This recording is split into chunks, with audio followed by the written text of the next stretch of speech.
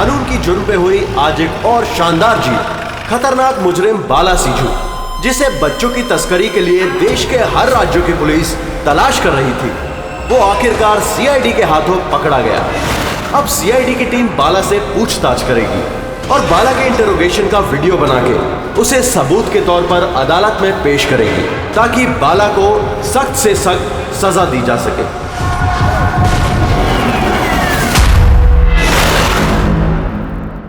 एक कप चाय ही मिलेगी? वो बच्चे कहाँ जिन्हें तूने बेचा है? मैंने किसी बच्चे को नहीं बेचा। बच्चे देश में है या विदेश में? मेरी चाय कहाँ है एसीपी साहब? देश में या विदेश में? बाला, उन बच्चों को सही सलामत उनके माँ बाप तक पहुंचाने की कसम खाई है हमने। अगर उनको कुछ हुआ ना, तो तेरे साथ वो करेंगे जो तू सपने में भी सोच नहीं सकता।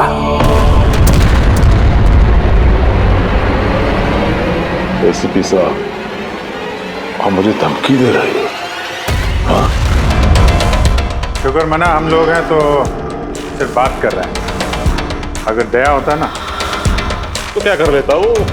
ज्यादा से ज्यादा मेरे लिए चाय बना के लाता वो।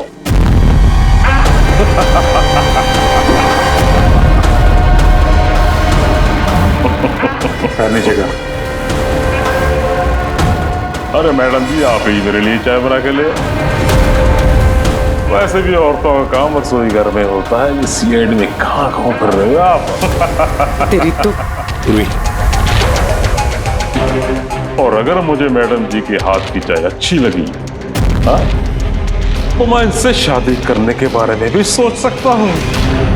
वकील साहब, ये हद से ज्यादा बढ़ रहा है। क्यों? तुझे इतनी प्रॉब्लम क्यों हो रही है बे? हाँ? तेरा इस मैडम के साथ कोई चक्कर वक्कर है क्या? ये आपने क्या किया? मेरे क्लाइंट पे हाथ उठाया आपने?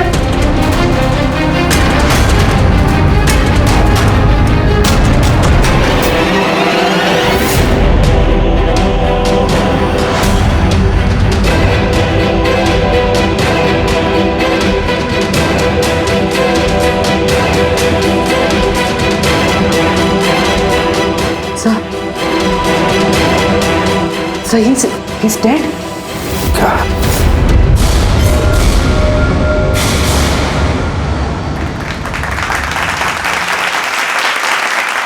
Good evening, ladies and gentlemen, and welcome to सवाल जवाब। मैं आपका होस्ट अभय कुमार आपका स्वागत करता हूं। आज का विषय या डिबेट है कि क्या हमारे देश में कानून के रखवाले कानून से बड़े हैं?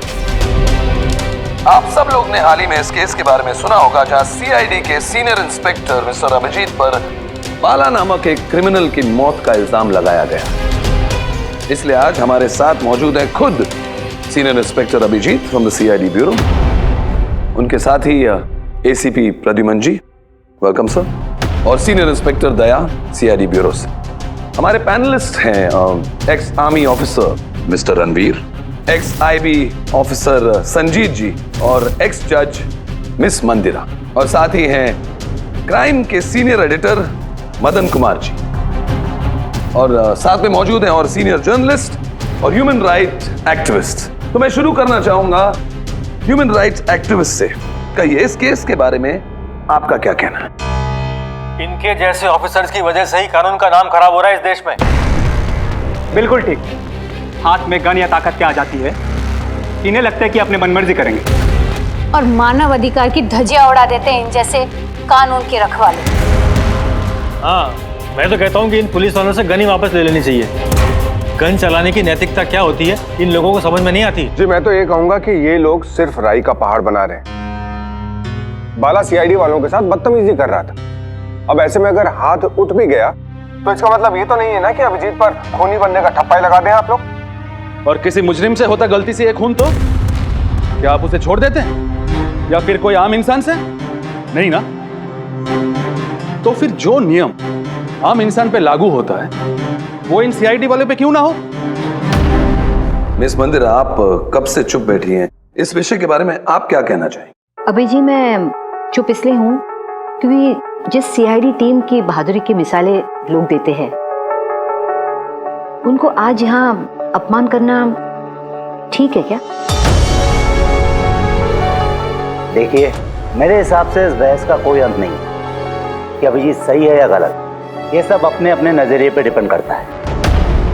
अब मैं बात करना चाहूंगा एसीपी प्रद्युमन जी से, जिनका लंबा करियर जो देश के प्रति जिम्मेदारी और फर्ज से भरा हुआ है। इस केस में आप किसका साथ देंगे? सीआईडी के अभिजीत जी का या फिर कानून का? देखिए, आज तक मैं हमेशा कानून का साथ देता आया और आगे साथ देता रहूंगा। इंसाफ होके रहेगा और मैं ये कहने का किसी को भी मौका नहीं दूंगा कि कानून हम सीआईडी वालों के लिए अलग है और आम लोगों के लिए अलग। जब तक इंक्वायरी कमीशन का डिसीजन नहीं आता तब तक सीनियर इंस्पेक्टर अभिजीत सीआईडी की ड्यूटी से सस्पेंड रहेंगे।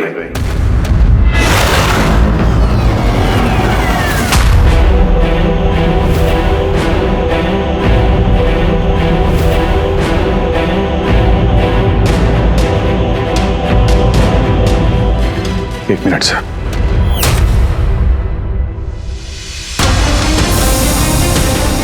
तो मेरे बारे में लोग क्या कहते हैं इससे मुझे कुछ फर्क नहीं पड़ता। अभी आपके मुंह से जो कुछ सुना बहुत तकलीफ हो रही है सर। जो कुछ हुआ आपके सामने हुआ, आप वहीं पे मौजूद थे। अपने दिल पे हाथ रख के कहिए सर कि मैंने जानबूझ के उस आदमी को मारा है। और अगर आपका जवाब हाँ है तो मैं बिना किसी अदालत के फैसले के खुद फांसी के फंदे के सामने जाके खड़ा हो जाऊंगा। अभिजीत, रिलैक्स। नहीं यार दया, बस अच्छा मजाक बना रखा है। हर कुछ महीनों में कुछ लोग हमारे ऊपर इल्जाम लगाते हैं और सर हमारा साथ देने के बजाय हमें सस्पेंड कर देते हैं। और आप लोग बड़ी बड़ी बातें कर रहे थे मानव अधिकार की। क्या कह रहे थे आप? हमारे हाथों से गन ले लेनी चाहिए। अगर आज आप लोग अपने घरों में सुरक्षित तरीके से होली दिवाली मना रहे हैं वो इसलिए कि हमारे हाथों में गन्स हैं। हम लोग रात भर जागते हैं ताकि आप लोग चैन की नींद सो सकें। जब मुजरिम यहां सर पे बंदूक तानता है, छाती पे गोली चलाने वाला होता है और तब आपको यह याद दिलाया जाता है कि आपको पलट के मुजरिम पे वार नहीं करना है, सिर्फ टांग पे गोली चलानी है, उस दिन मैं आपसे ह्यूमन राइट्स और मानव अधिकार की स्पेलिंग पूछूंगा। उस दिन। आज मैं दुनिया वालों के सामने खुल के बोलना चाहता हूं, बाला जैसे आदमी को जिंदगी जीने का कोई अधिकार नहीं। वैसे भी अदालत उसे फांसी की सजा देती ना। कुछ दिन पहले मर गया तो कौन सा तूफान आ गया? और इतने साल अगर सीआईडी में मेरे हाथ बंधे नहीं होते तो इन जैसे लोगों का इंसाफ मैं कब का कर चुका होता है। और वैसे भी ऐसे कानून का क्या फायदा है जो मुजरिमों को सजा नहीं दे सकता? और वो कानून मुझे क्या सस्पेंड करेगा? मैं खुद सस्पेंड करता हूं ऐसे कानून को।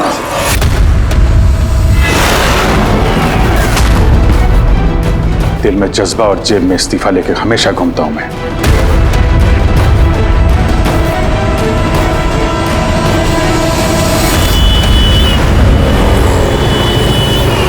अरे यार, हम लोग तो दोस्त हैं यार, दोस्त। अरे मेरे दोस्त, क्या चाहिए आपको आज? अरे कुछ मेरे दोस्त के लिए लेके आओ यार।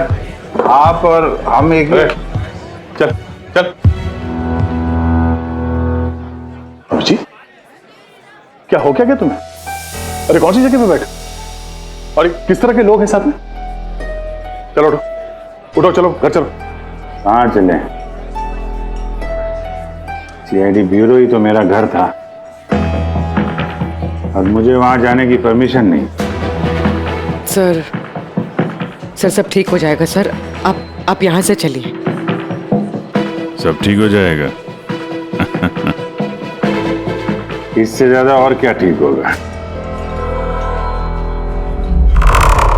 और अब मैं सीआईडी ऑफिसर नहीं हूं। कोई भी ह्यूमन राइट्स वाला, कोई भी इंक्वायरी कमीशन मेरा कुछ नहीं बिगाड़ सकती। सारे मुजरिमों को एक एक करके मार डालूंगा मैं, और तुम लोग भी मेरा कुछ नहीं कर सकते। और ना वो तुम्हारा एसीपी प्रद्युमन। जाओ उसके पास जाओ तुम लोग, मुझे तुम लोगों की शक्ल नहीं देखनी। जाओ। अभिजीत, तुम होश में भी हो? तुम्हें पता है तुम क्या बोल रहे हो? अरे छोड़ो यार, ये दोस्ती दिखानी थी ना तो उस दिन दिखानी चाहिए। आज ही अपनेपन का ढोंग करने की कोई जरूरत नहीं है। क्या बोला तुमने? ढोंग? तुम्हें ये ढोंग लगा? और क्या? सही है, एकदम सही है। सर जाओ जाओ, तुम भी निकलो।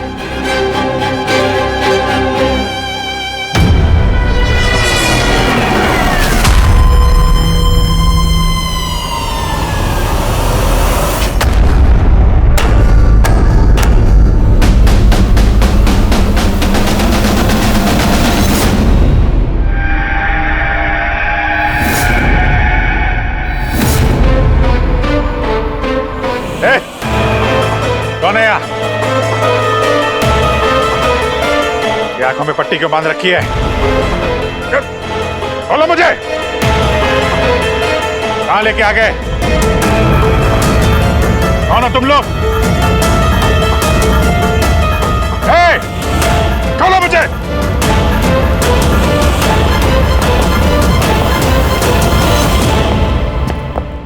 कौन हो तुम लोग? पट्टी खोलो।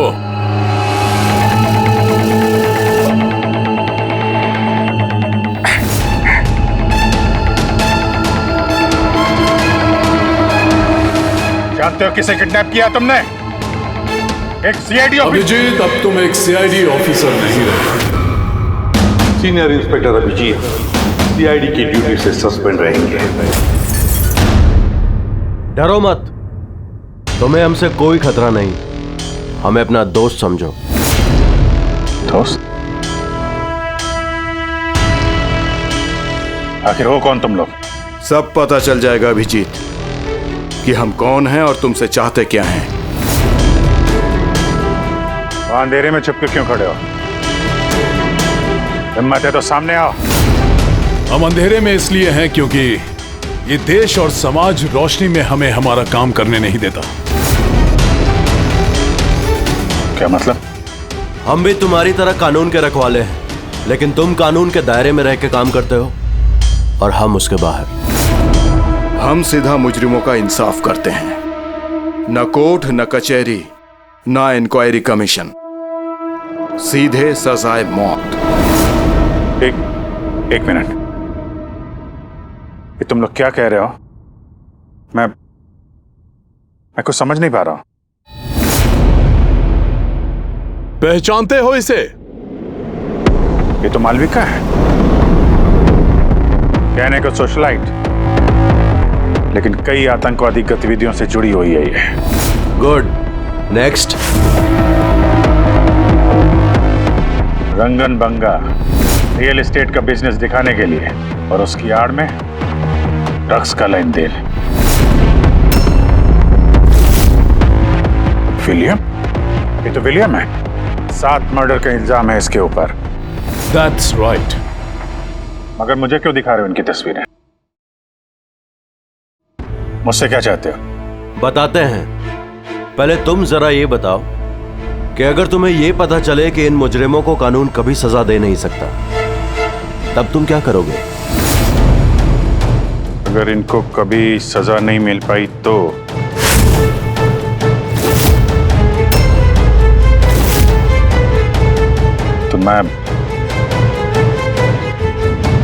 मैं खुद मार दूंगा इनको।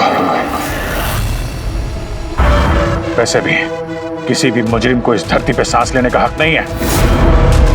सबको कुचल के मार देना चाहिए, सबको। Very good. तुम्हारे अंदर हम यही जोश और जुनून देखना चाहते थे।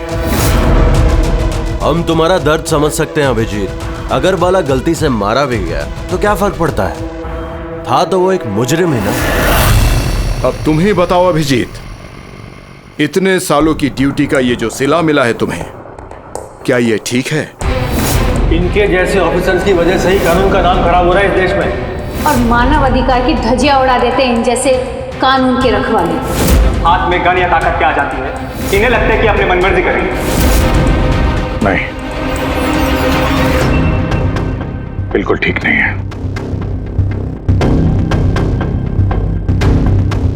सिर्फ मैं ही जानता हूं सम्मान का घूंट पीने से क्या बीत रही है मुझ पे, किस आग में चल रहा हूं मैं। हम समझते हैं अभिजीत, इसलिए तो तुम्हारी तरफ दोस्ती का हाथ बढ़ा रहे हैं। हमारे गैंग का काम है उन मुजरिमों का सफाया करना जिन्हें अदालत ने खुला छोड़ रखा है। बनोगे हमारे गैंग का हिस्सा? सोच क्या रहे हो अभिजीत? हमारा साथ दोगे या फिर उस सिस्टम का जिसने अनजाने में हुए एक हादसे के लिए तुम्हें सजा दी? मैं नहीं जानता कि तुम लोग कौन हो, पर जब लड़ाई जुर्म और मुजरिमों के खिलाफ है तो अभिजीत का जवाब हमेशा हाँ है। पर इससे पहले तुम्हें अपनी वफादारी की परीक्षा देनी होगी। वफादारी की परीक्षा? कौन है आदमी? छगन आज तक 5 औरतों को मार चुका है ये, और अदालत ने इसे दिमागी रूप में बीमार करार देकर रिहा कर दिया। लो रिवॉल्वर और चलाओ गोली।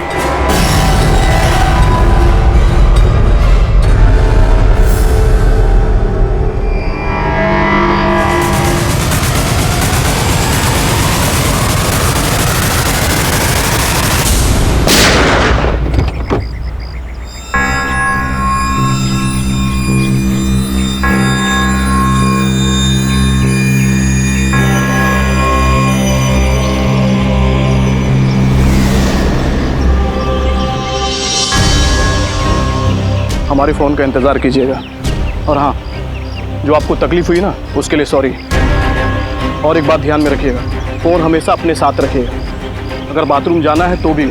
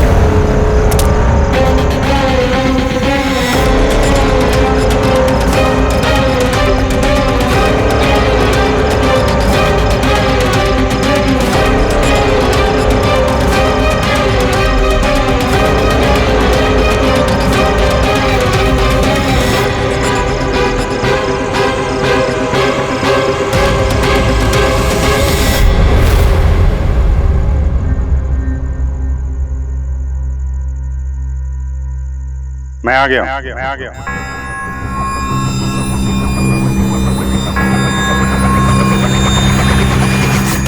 हमारा अंदाजा सही निकला।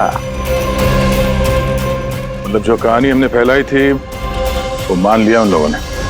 और चारा ही क्या था, जिस जाल में वो लोग फंसे हैं उसे हमने 1 महीने पहले ही फेंका था। सर, इतने खतरनाक मुजरिमों का एक के बाद एक कैसे खून हो जाना, ये संयोग नहीं हो सकता सर।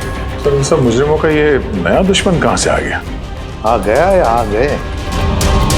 इन पांचों का कोई एक ही दुश्मन होना जरा मुश्किल लगता है। पर सर, अलग अलग दुश्मन है तो फिर सबने एक साथ हमला कैसे किया? पूरी लोग अलग अलग हो सकते हैं लेकिन गैंग एक ही है, मकसद भी एक ही, बुरे लोगों का खात्मा करना।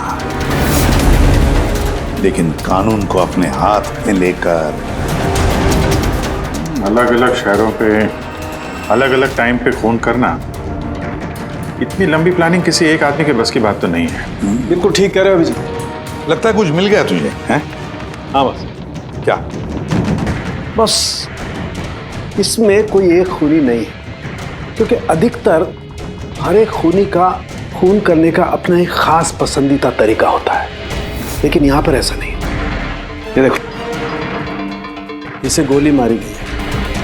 गोली बहुत दूर से मारी गई है, लेकिन गोली सीधी जाकर के दिल में लगी है, 1 इंच भी इधर उधर नहीं। दूसरा, इसे मार्शल आर्ट के किसी एक खास मूव से मारा गया है, बहुत ही खतरनाक, एक झटके में चित।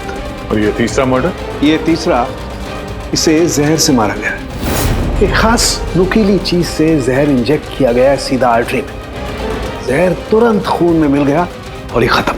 तो तीसरा मर्डर भी किसी एक्सपर्ट ने किया है सर? हाँ, ये पहला शार्प शूटर, दूसरा मार्शियल एक्सपर्ट और तीसरा खास तरीके से जहर का इंजेक्शन देने वाला। ये जो भी है, इन्होंने अलग अलग तरीके से जान लेने की ट्रेनिंग पाई है, जैसे कोई स्पेशल एजेंट। और शायद इस गैंग में इस तरह की सोच रखने वाले और भी लोग शामिल होंगे जो समाज से मुजरिमों को मिटाना चाहते हैं। सर, अगर ये लोग इतने एक्सपर्ट हैं तो ना ही कोई सुराग छोड़ेंगे, ना ही कोई पहचान। इन तक पहुंचेंगे कैसे? लोहा लोहे को काटता है पूर्वी। इन लोगों की गैंग तक पहुंचने का एक तरीका है, बाला की मौत का नाटक। सब कुछ प्लान के मुताबिक चल रहा था सर। फिर उन्होंने मुझे एक आदमी के ऊपर गन तान के ट्रिगर दबाने को कहा। और तुमने ट्रिगर दबा दिया? Yes sir.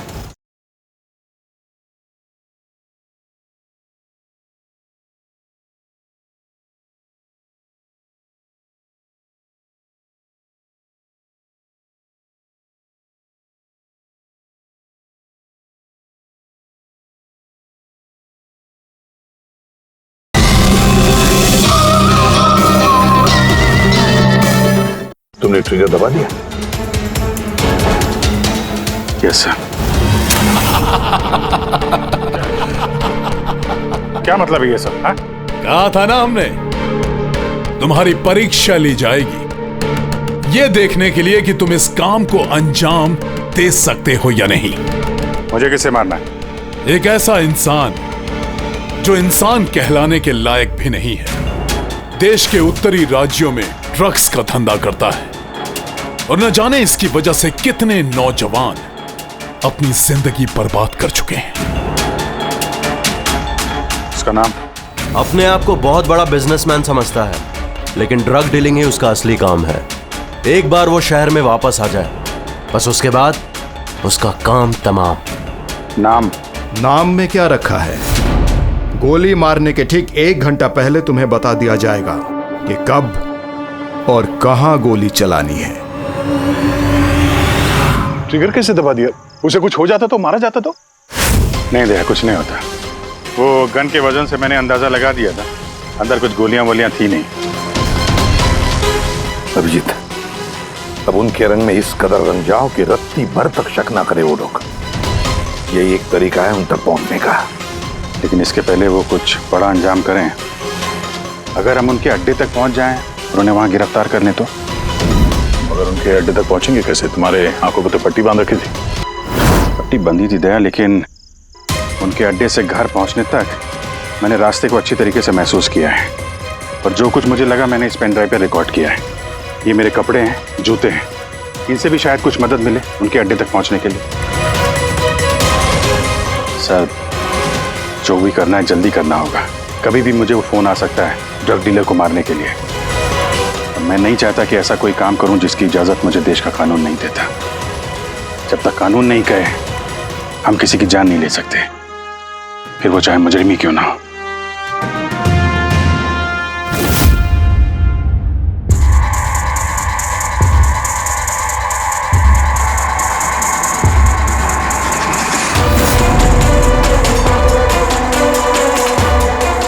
ध्यान से सुनना, कुल मिला के 1.5 घंटे लगे थे मुझे उनके अड्डे से अपने घर आने में। कार की स्पीड 60 के ऊपर नहीं गई होगी। 15 मिनट गाड़ी ट्रैफिक जाम में फंसी हुई थी। 10:15 उस वक्त मुझे किसी की अर्थी जाती हुई सुनाई थी। और हाँ, जब हम अड्डे से निकले थे तो वहाँ कहीं मंदिर में आरती हो रही थी लाउड स्पीकर पे। और कुल मिला के 6 ट्रैफिक सिग्नल पे गाड़ी रुकी थी और कुछ 5 फ्लाईओवर्स थे और हर फ्लाईओवर को क्रॉस करने में करीब 40 से 45 सेकंड लगते। रेलवे स्टेशन और एक फ्लाईओवर के नीचे रेलवे स्टेशन था जहाँ पे ट्रेन की अनाउंसमेंट हो रही थी। सर आप अंदर। सर ये देखिए, अनिकेत कुमार सर, सीबीआई ने अभी थोड़े दिन पहले से बातचीत भी की थी। सर देश के कई जगहों पर ये ड्रग्स का धंधा करता है। अभी कहाँ है? सर वो फ्रेडी सर देख रहे हैं। सर ये पैडी है, धान। ओह, ये पैडी है। वो जो तुम अभिजीत की कमीज पर से लेके आई थी वो रेशा, वो एक गनी बैग का रेशा, किसी बोरी का। मतलब पैडी और बोरा, इसका मतलब ये कोई गोदाम है। गोदाम को अपना अड्डा बना रखा है उन लोगों ने। कोई ऐसा गोदाम जहां पर अनाज रखा जाता है या फिर कोई ग्रेन मिल। सर ये रूट लिया उन लोगों ने। ये रूट ठीक वैसा जैसे अभिजीत सर ने बताया था, विरार की तरफ जाता है ये। गुरजापुर में। हाँ डॉक्टर साहब, क्या अभिजीत को अनाज के गोदाम में रखा गया था? अनिकेत आज सुबह ही ग्रीस से वापस लौटा है, अभी तो ऑफिस नहीं आया। अच्छा, अब गैंग वालों का फोन आएगा अभिजीत को, आएगा फोन।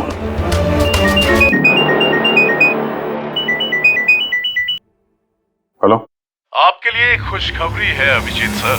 जिस घड़ी का आपको इंतजार था वो आ गई है। आज आपके शुभ हाथों से एक मुजरिम को सजा मिलेगी। ठीक 1.5 घंटे के बाद एक काले रंग की गाड़ी आएगी आपके पास और बता देगी कि आपको किस पे और कहां गोली चलानी है। मगर राइफल कौन सी है? क्या फर्क पड़ता है राइफल कौन सी है? आपको तो सीआईडी ट्रेनिंग में हर किस्म की ट्रेनिंग दी जाती है ना। मैंने ट्रेनिंग तो मुझे सारे हथियारों की है, लेकिन मेरे पास सिर्फ एक ही चांस है गोली मारने का। तो अगर मुझे पता हो हथियार कौन सा है तो थोड़ी आसानी होगी। RS 451। Okay, RS 451।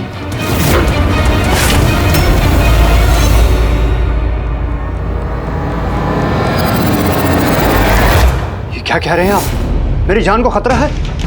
फिर तो मैं कहीं जाऊंगा ही नहीं, घर के अंदर ही छुप के बैठूंगा मैं। सारी मीटिंग्स कैंसिल। अनिकेत, घर में छुप कर बैठने से कोई फायदा नहीं होगा। उन लोगों ने ठान लिया है तुम्हें मारने का और वो मार कर ही रहेंगे तुम्हें। बहुत कुछ कीजिए ना, आप लोग सीआईडी वाले हैं, बचा लीजिए मुझे। बचा लेंगे हम तुम्हें। सिर्फ इस बार गोली हमारा ऑफिसर तुम पर चलाएगा।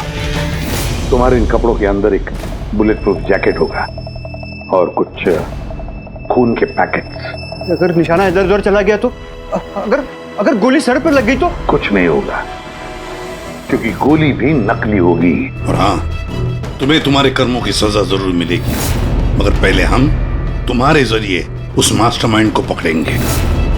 अब बताओ, मीटिंग के लिए कहाँ जाने वाले थे तुम? अगली मीटिंग 1 घंटे में है। एक मॉल के बाहर एक प्रोडक्ट लॉन्च है। मॉल के बाहर? हेलो, मुझे लगता है मिशन कैंसिल करना पड़ेगा। मगर क्यों? बाला जिंदा है।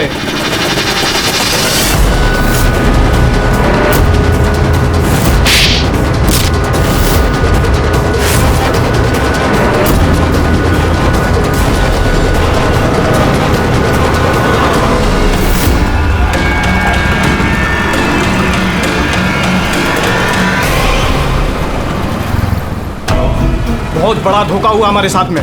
अभिजीत के हाथों किसी का खून हुआ ही नहीं है। प्लान कैंसिल नहीं करेंगे आप। सीआईडी और अभिजीत को इस धोखे की बहुत भारी कीमत चुकानी पड़ेगी।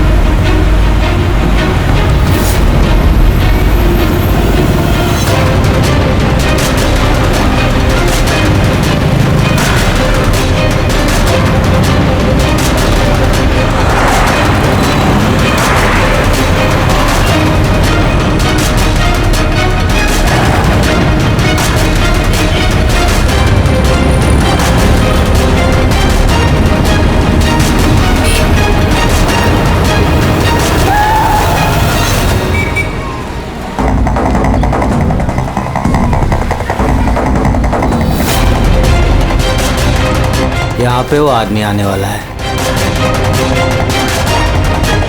पर वो आदमी है कौन? सब्र रख, पता चल जाएगा। चल तुझे वो जगह दिखाता हूँ जहाँ से तुझे गोली चलानी है उस पर।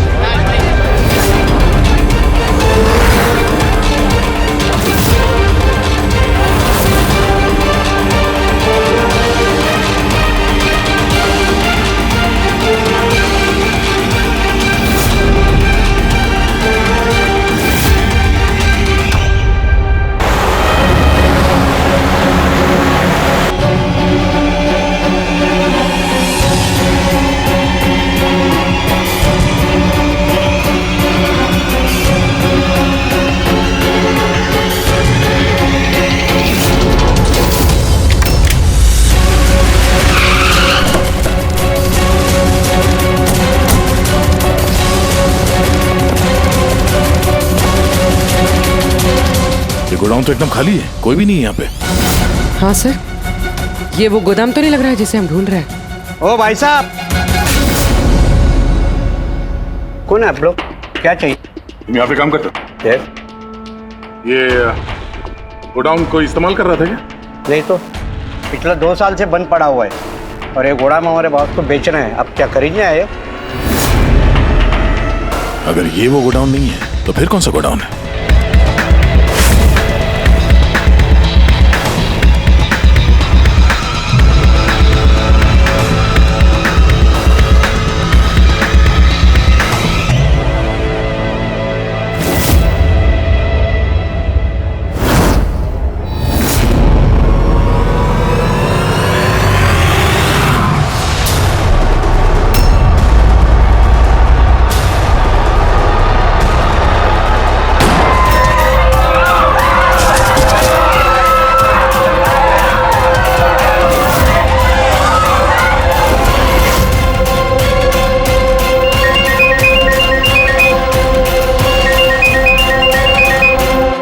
मुबारक हो अभिजीत, तेरी कामयाबी के लिए। अनिकेत की टिकट कट चुकी है। अब बैठो गाड़ी में, मिलकर बधाई दूंगा तुम्हें। ठीक है, आ रहा हूं मैं।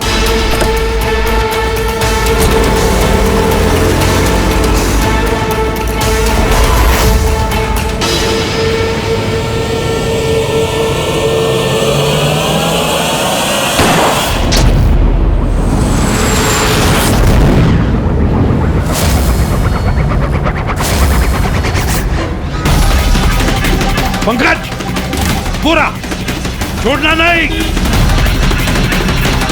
ओह नो सर। क्या हुआ? सर मुझसे एक गलती हो गई। वो तिलक नगर वाला गोदाम मिस हो गया। सर ये देखिए सर, वहाँ पर भी मंदिर है, स्मशान है, फ्लाईओवर है और रेलवे ट्रैक है। कहीं ये वही गोडाउन तो नहीं है? कितनी दूर है यहाँ से? सर ट्रैफिक है तो 40-45 मिनट लगेगा। सर मुझे उनको पता था हमारे प्लान का। अभिजीत सर नकली गोली चलाने वाले थे। अभिजीत की जान को खतरा है, दया को फोन करना होगा। दया, देखो अनिकेत पर किसने गोली चलाई है, असली गोली। हाँ, अभिजीत की जान को खतरा है। उनके अड्डे का पता चल गया? नहीं सर, ढूंढ रहा हूँ। जल्दी जल्दी दया, टाइम नहीं है हमारे पास।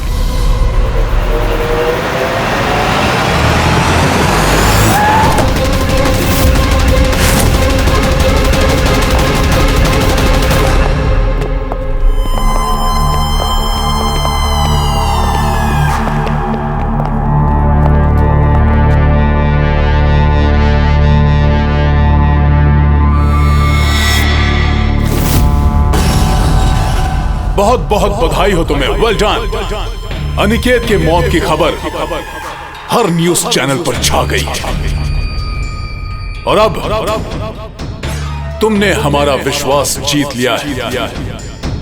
इसलिए अब हम अंधेरे से रोशनी में आकर तुमसे अपनी पहचान करवाएंगे।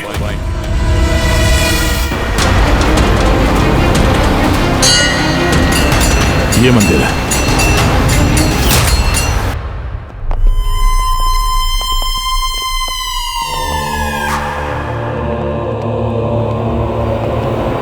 हमारे पैनलिस्ट हैं ex IB officer Sanjeet ji, ex जज miss Mandira, ex army officer mister Ranveer. ओह, तो आप लोग हैं? हाँ हम। क्यों हैरानी हुई हमें देखकर? भूल गए उस दिन जब सिर्फ मैंने तुम्हारा समर्थन किया था?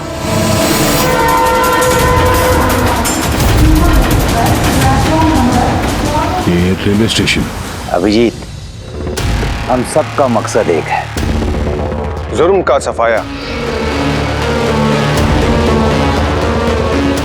मगर आपके ये चौथे साथी, इनको क्या हुआ है? ये सामने क्यों नहीं आ रहे? मैं सामने आऊंगा भी नहीं, क्योंकि तुम एक धोखेबाज हो।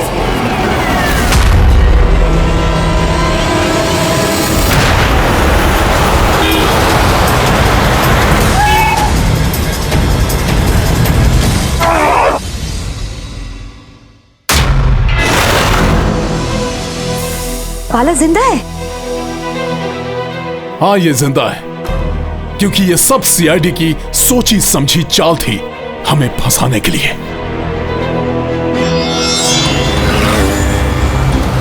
और ये स्मशान भूमि। और अनिकेत? वो भी जिंदा होगा। जरूर इस अभिजीत ने उसे नकली गोली मारी होगी। अभिजीत, इस धोखे की सजा सिर्फ मौत है, सिर्फ मौत। तुम और बाला दोनों मरोगे, दोनों। और तुझे हम नहीं मारेंगे, ये मारेगा। मैं क्यों? क्योंकि एक ईमानदार और बहादुर ऑफिसर को मारना हमारे ईमान के खिलाफ है। चल तू मार, नहीं तो हम तुम्हें मारेंगे। वो तो आप वैसे भी मार दोगे। नहीं, हम तुम्हें एक और मौका देंगे। चलाओ गोली। ले वाला, पिस्तौल ले। ले।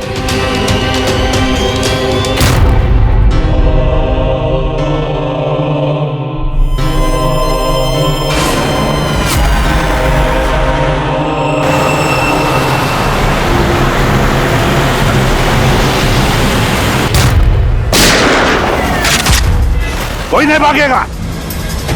चल। मैं आपका होस्ट अभय कुमार। हम लोगों ने जो कुछ भी किया उसका हमें बिल्कुल अफसोस नहीं। हम लोग भी देश के लिए कुछ करना चाहते थे, जैसे आप लोग करना चाहते हो। देश के लिए कुछ कर गुजरना बड़ी अच्छी बात है, पर जो रास्ता तुम लोगों ने अपनाया ना, वो गलत है, कानून के खिलाफ है। तो कानून कौन सा 100% परफेक्ट है? ये वही कानून है जिसके चलते इतने सारे मुजरिम समाज में आजाद घूम रहे हैं। उस अनिकेत को भी आपने बचा लिया ना? हाँ, अनिकेत को हमने बचा लिया, सिर्फ गोलियों से, कानून से नहीं, समझे? रही बात परफेक्शन की, तो 100% परफेक्ट कुछ भी नहीं होता है, उसे बनाना पड़ता है। आप लोगों का तरीका क्या परफेक्ट है? क्या गारंटी है इस बात की कि अपनी सनक के चलते तुम लोगों ने सिर्फ गुनहगारों को ही मारा है, किसी निर्दोष को नहीं? अब उसी अदालत के सामने जाकर अपनी शिकायत पेश करना, उस अदालत से जिससे तुम इतने परेशान हो। अब वही अदालत तुम्हारा इंसाफ भी करेगी। अब पता चलेगा तुम लोगों को कि अपने देश के कानून की मर्यादा का एहसास क्या होता है। केस बड़ा ही पेचीदा था सर। हाँ, तो मुजरिम भी तो पकड़े गए और एक केस खत्म। चलो भाई, घर नहीं जाना क्या? मगर अभी एक अपराधी को पकड़ना बाकी है। क्यों दया? Hello CID.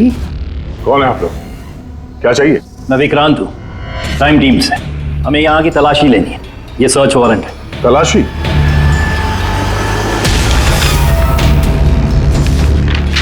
हमारी आप सबसे रिक्वेस्ट है कि आप सब हमारे साथ पूरी तरह से कोऑपरेट कीजिएगा। क्या हम जान सकते हैं कि तलाशी क्यों ली जा रही है? दमन के फांसी वाले केस में आप सबके खिलाफ कंप्लेंट है कि आप सब ने एविडेंस के साथ छेड़छाड़ की थी। दया हमारे पास है, हमारी जेल में। तो अगर दया को बचाना चाहते हो तो पहले मेरे भाई को बचाना होगा, वरना ठीक 4:30 बजे ना सिर्फ मेरे भाई को फांसी होगी बल्कि सीनियर इंस्पेक्टर दया भी फांसी पर चढ़ेगा। तलाशी शुरू करो। आप सबके फोन रिकॉर्ड्स भी चेक किए जा रहे हैं। अब आप सब पे कड़ी नजर रखी जाएगी।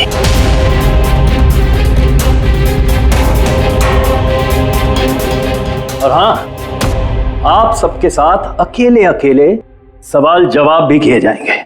मेरी आपको पर्सनल सलाह है, जो भी बोलना बिल्कुल सच बोलना। ये सीआईडी का फ्यूचर तय करेगा। सीआईडी से हैं, कोई पानी का बुलबुला नहीं।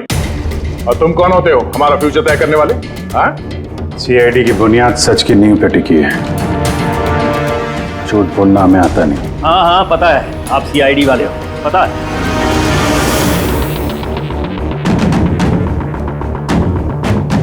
लेकिन आप जो भी हो, कानून से ऊपर नहीं हो। और अब वक्त आ गया है कि आपको कानून की याद दिलाई जाए। ना पता है हमें, हम कानून से ऊपर नहीं, पर हम कानून के रखवाले हैं। कानून के रखवाले हम सीआईडी वाले हैं, और हम गर्व से कहते कि हम सीआईडी वाले हैं। और हमारे खून का एक एक कतरा सीआईडी को और इस देश को समर्पित है।